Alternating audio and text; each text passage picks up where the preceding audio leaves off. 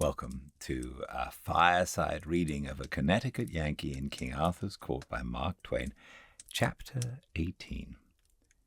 In the Queen's Dungeon. Well, I arranged all that, and I had the man sent to his home. I had a great desire to rack the executioner, not because he was a good, painstaking, and pain-giving official, for surely it was not to his discredit that he performed his functions well, but to pay him back for wantonly cuffing and otherwise distressing that young woman. The priests told me about this and were generously hot to have him punished. Something of this disagreeable sort was turning up every now and then. I mean, episodes that showed that not all priests were frauds and self-seekers, but that many, even the great majority of these that were down on the ground among the common people, were sincere and right-hearted, and devoted to the alleviation of human troubles and suffering. Well, it was a thing which could not be helped, so I seldom fretted about it, and never many minutes at a time. It has never been my way to bother much about things which you can't cure. But I did not like it, for it was just the sort of thing to keep people reconciled to an established church.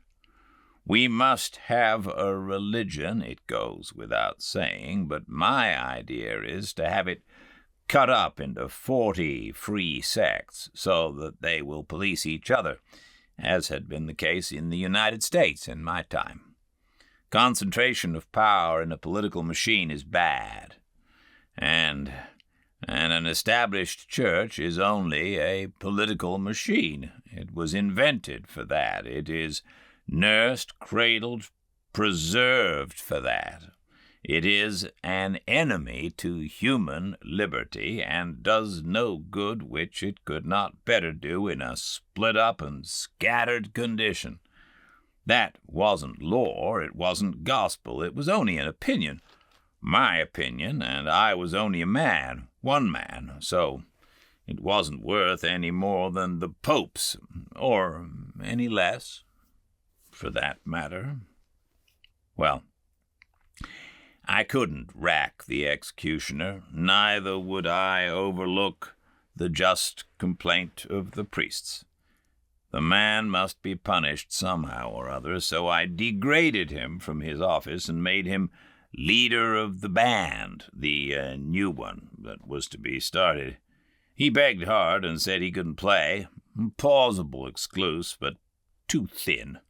There wasn't a musician in the country that could. The Queen was a good deal outraged next morning when she found she was going to have neither Hugo's life nor his property, but I told her she must bear this cross, that while by law and custom she certainly was entitled to both the man's life and his property, there were extenuating circumstances, and so, in Arthur the King's name, I had pardoned him. The deer was ravaging the man's fields, and he had killed it in sudden passion, not for gain.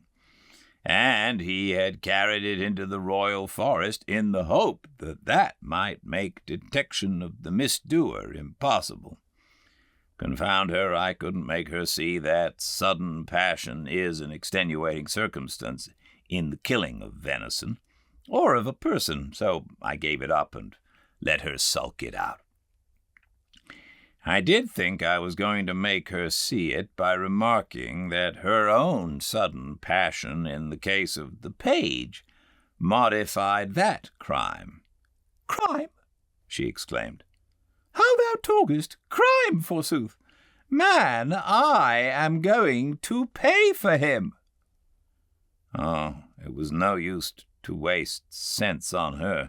Training is everything. Training is all there is to a person. We speak of nature. It is folly. There is no such thing as nature. What we call by that misleading name is merely hereditary and training. We have no thoughts of our own, no opinions of our own. They are transmitted to us, trained into us.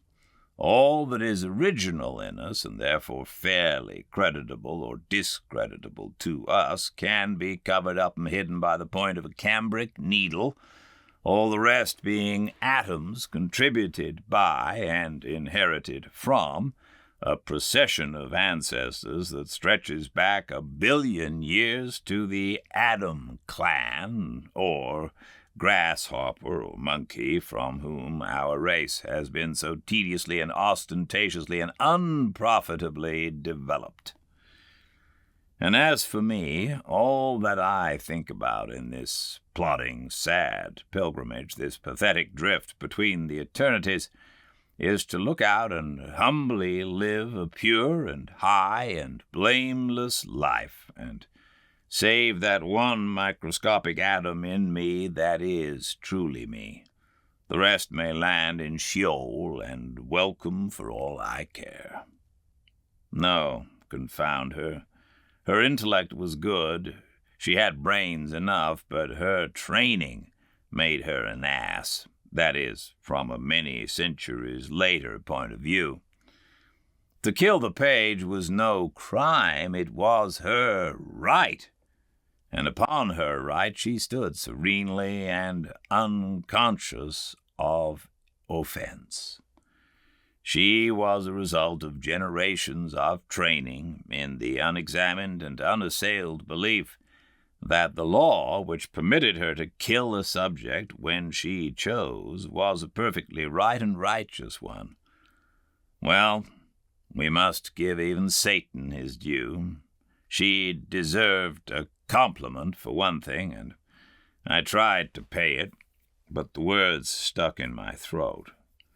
She had a right to kill the boy, but she was in no wise obliged to pay for him. That was lore for some other people, but not for her. She knew quite well that she was doing a large and generous thing to pay for that lad, and that I ought, in common fairness, to come out with something handsome about it, but I couldn't.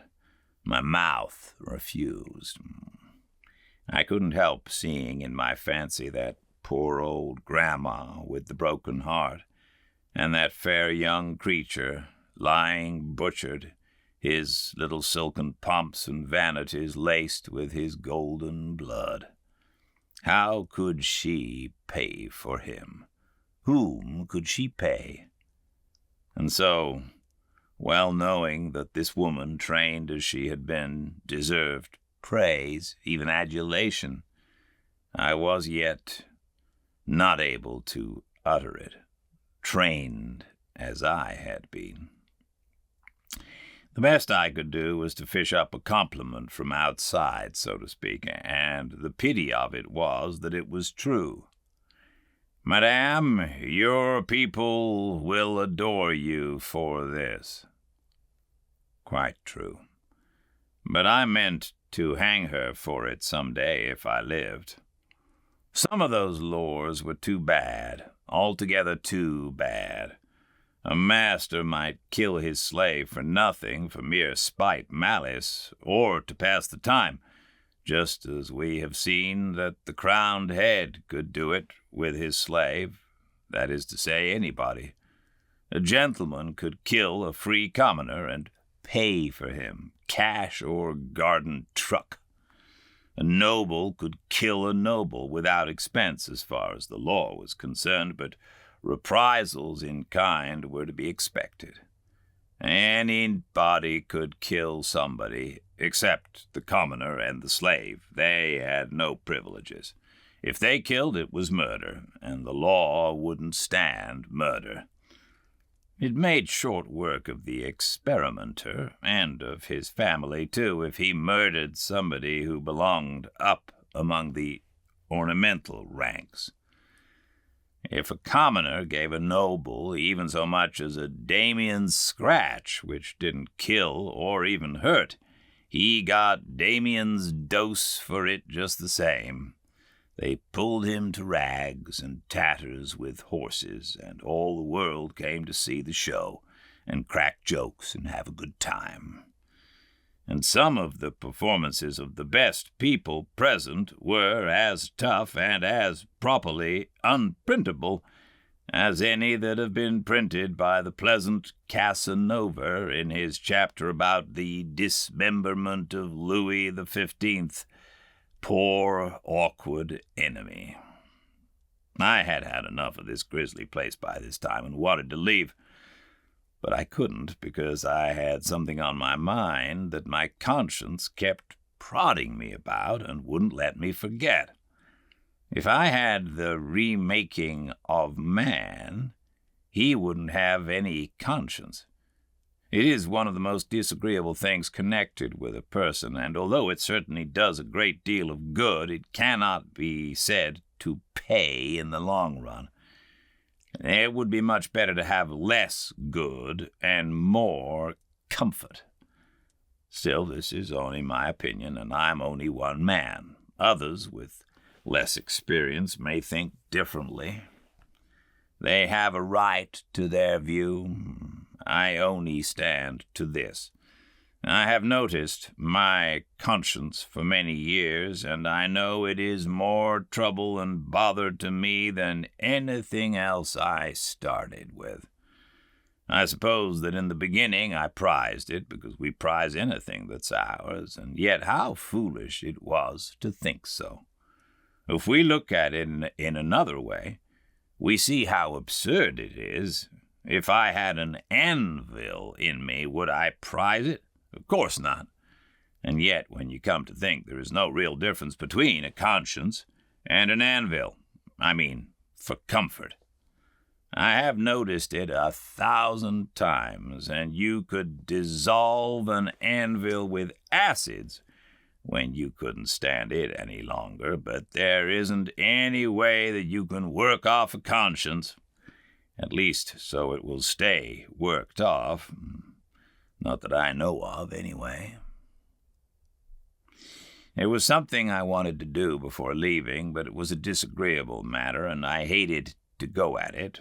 Well, it bothered me all the morning. I could have mentioned it to the old king, but what would be the use? He was but an extinct volcano. He had been active in his time, but his fire was out this good while. He was only a stately ash pile now. Gentle enough and kindly enough for my purpose, without doubt, but not usable. He was nothing, this so-called king. The queen was the only power there, and she was a Vesuvius. As a favor, she might consent to warm a flock of sparrows for you, but then she might take that very opportunity to turn herself loose and bury a city. However, I reflected that as often as any other way, when you're expecting the worst, you get something that is not so bad after all. So I braced up and placed my matter before Her Royal Highness. I said, I had been having a general jail delivery at Camelot and among neighboring castles, and with her permission I would like to examine her collection, her bric-a-brac, that is to say, her prisoners. She resisted, but I was expecting that, but she finally consented. I was expecting that, too, but not so soon. That about ended my discomfort. She called her guards and torches, and we went down into the dungeons. These were down under the castle's foundations, and mainly were small cells hollowed out of the living rock. Some of these cells had no light at all.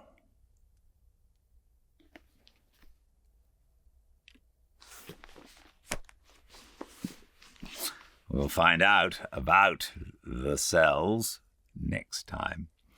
I hope you're all very well. We'll be back tomorrow, same time and place, 5 Pacific at Fireside Reading on Instagram. I do hope you can join me. Until then, everyone do stay very, very well indeed.